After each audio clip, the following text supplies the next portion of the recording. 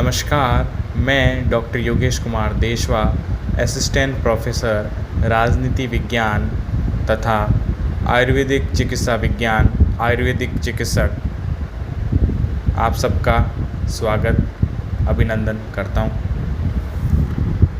देश में कोरोना महामारी के जिस प्रकार से फैलाव बढ़ रहा है, उसमें एहतियात बरतना बहुत ज़रूरी हो गया है।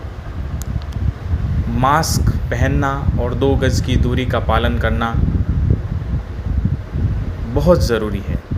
इसके साथ ही साथ हमें अपनी रोग प्रतिरोधक क्षमता, इम्यूनिटी पावर को भी बरकरार रखना है, मज़बूत रखना है, जिससे कोरोना का फैलाव कम हो सके या बिल्कुल ना हो सके।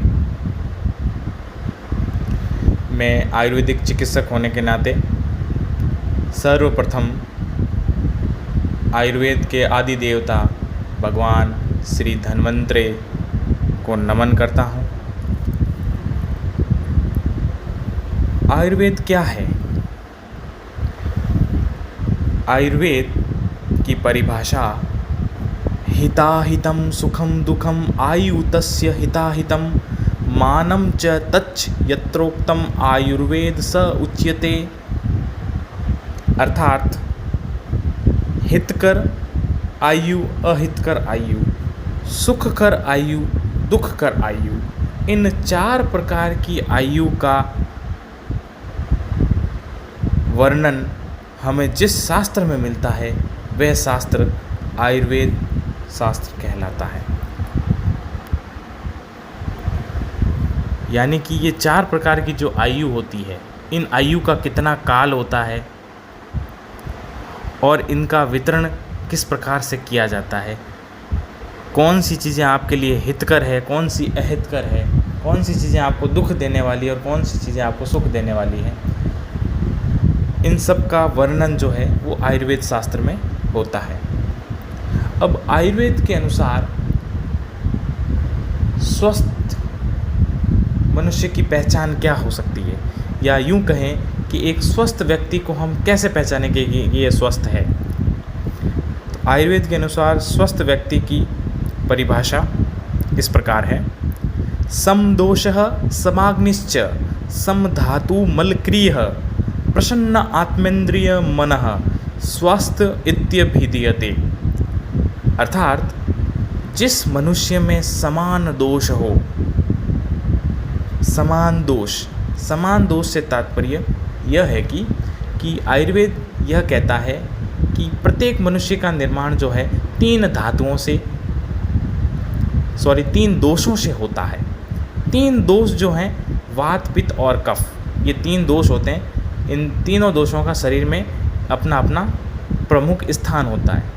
हमारा जो मस्तिष्क से लेके गर्दन तक का जो पार्ट है, सर से लेके जो गर्दन का पार्ट है, वो कफ का प्रधान क्षेत्र कहलाता है। और उसके बाद में सेकंड, गर्दन से लेके कटी मतलब कमर तक, गर्दन से कमर तक का जो पार्ट है, जो भाग है, वो पित्त का क्षेत्र कहलाता है। और कटी से लेके पाँव तक, यानी कि कमर से लेके जो पाँव का भाग है, वह वात का प्रधान क्षेत्र होता है। तो स्वस्थ व्यक्ति की पहचान क्या है कि जिस मनुष्य के अंदर वात, पित्त और कफ तीनों का समान स्थिति होनी चाहिए, तीनों समान मात्रा में हो, तो वो व्यक्ति स्वस्थ कहलाएगा। उसके बाद में समान धातु से तात्पर्य है कि मनुष्य का जो शरीर है वो 7 धातुओं से मिलकर बना है। वो 7 धातु क्या हैं? सबसे पहले जो हम खाना खाते हैं उससे रस का निर्माण होता है, ग्लूकोज, रस से रक्त का निर्माण होता है, रक्त से मांस, मांस से मेद, मेद से अस्थि, अस्थि से मज्जा और अंतिम धातु शुक्र बनता है। तो ये 7 प्रकार की धातुओं का निर्माण निरंतर रूप से चलते रहना चाहिए, निर्माण होता रहना चाहिए। और 7 धातु जब बन जाती है तब 8वां धातु ओज के रूप में हमारे चेहरे पर दिखता है, जिसे हम कहते हैं निखार आ लिख रहा है आपका, जो आपके चेहरे पे जो ओज होता है, जिसे ऑरा भी कहते हैं, वो एकदम स्ट्रांग हो जाता है, तब वो व्यक्ति स्वस्थ कहलाता है कि हाँ ये व्यक्ति स्वस्थ है। उसके बाद में समान मलक्रिय, मलक्रिय का मतलब है अपशिष्ट पदार्थों का शरीर से निष्कासन, वो भी समान मात्रा में होना चाहिए और बराबर होना चाहिए। अपशिष्ट कौन कौन से हैं? एक तो है मूत्र और शौच, मल, और उसके साथ में है एक श्वेत मतलब पसीना, पसीना, मूत्र और शौच, ये तीनों ही समय समय से शरीर से निष्कासित होने चाहिए। अब इनके साथ में प्रसन्न आत्मेंद्रिय मना, मनुष्य की आत्मा प्रसन्न होनी चाहिए और उसकी जो इंद्रियां हैं वो भी प्रसन्न होनी चाहिए, और साथ ही साथ आप मानसिक स्वास्थ्य को भी महसूस करें, मतलब आप मन से, आत्मा से और इंद्रियों से भी सुख की अनुभूति करते हैं, तो आप स्वस्थ कहलाएंगे। कहने का तात्पर्य यहाँ पर मानसिक स्वास्थ्य और शारीरिक स्वास्थ्य दोनों को माना गया है। दोनों तरीके, शारीरिक और मानसिक स्वास्थ्य व्यक्ति ही पूर्ण रूप से स्वस्थ कहलाता है। अब बात करते हैं हमारी जो रोग प्रतिरोधक क्षमता है, इसको कैसे बढ़ाया जाए। देखिए, कोरोना जो वायरस है वो सबसे पहले आपके फेफड़ों को नुकसान पहुंचाता है। कोरोना का जो फर्स्ट स्टेप था, पहले जो था, उसमें वो गले के अंदर 3 दिन तक रुकता था, तो हमें पता चल जाता था गले में दर्द, जुखाम, ये जो सिम्टम्स जो थे, सांस लेने में दिक्कत, तो हमें पता चलता कि कोरोना के लक्षण है, आप कोरोना टेस्ट करवा लें। लेकिन अब जो ये कोरोना है, जो सेकंड जो स्टेप जो इसने जो सेकंड रूप जो ले रखा है, उसमें ये गले में नहीं ठहरता है, डायरेक्ट चेस्ट में पहुंच रहा है, गले में नहीं रुकता है, पता ही नहीं चलता, और सीधा फेफड़ों में पहुंच रहा है और फेफड़ों को इन्फेक्ट कर रहा है, इनको संक्रमित कर रहा है।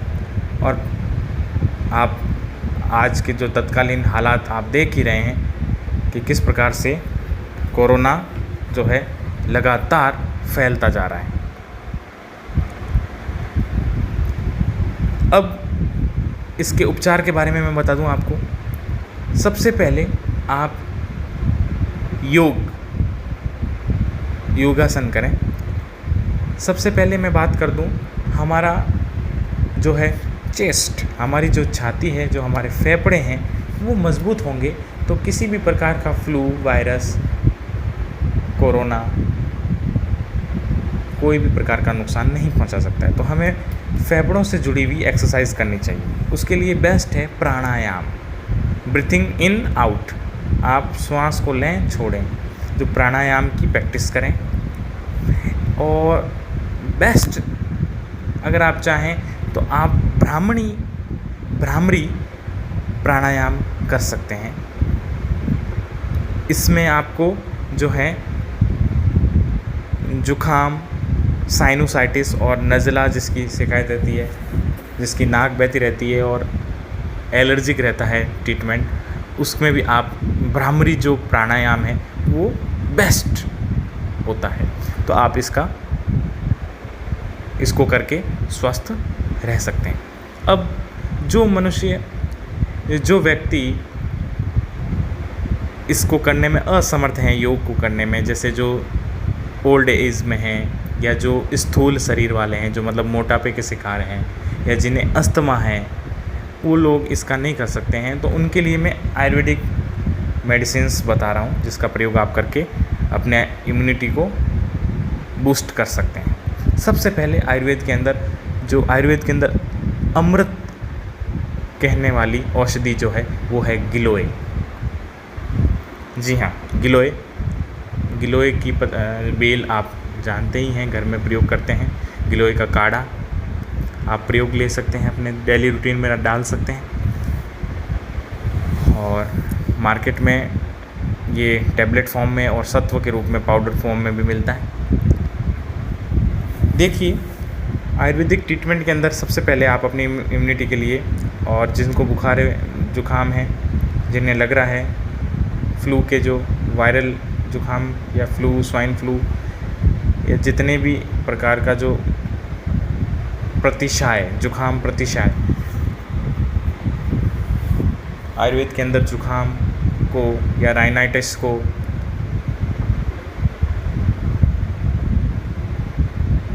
प्रतिश्याय कहा जाता है और साइनोसाइटिस को नज़ला कहा जाता है। तो इसके लिए सबसे पहले हम गिलोय घनवटी का प्रयोग करते हैं। गिलोय घनवटी सुबह शाम एक एक गोली सुबह शाम, उसके साथ में आरोग्य वर्धनी वटी, जैसा कि नाम से पता चल रहा है आरोग्य वर्धन, जो आरोग्य को बढ़ाए वर्धन करे, आरोग्य वर्धनी वटी सुबह शाम एक एक गोली सुबह शाम, गिलोय घनवटी सुबह शाम। और इसके साथ में अगर आपको फीवर है, बुखार है, तो आप महासुदर्शन घनवटी की एक गोली सुबह एक गोली शाम को ले सकते हैं। और इसके साथ में मिनिस्ट्री ऑफ आयुष मंत्रालय द्वारा जो एक काढ़े का फॉर्मूला बताया गया है, उसकी टैबलेट फॉर्म में भी है, काढ़ा पी सकते हैं आप, और काढ़ा ना पी सकें तो टैबलेट मिलती है। आयुष काढ़ा की एक टैबलेट आती है सुबह शाम, उसको भी ले सकते हैं।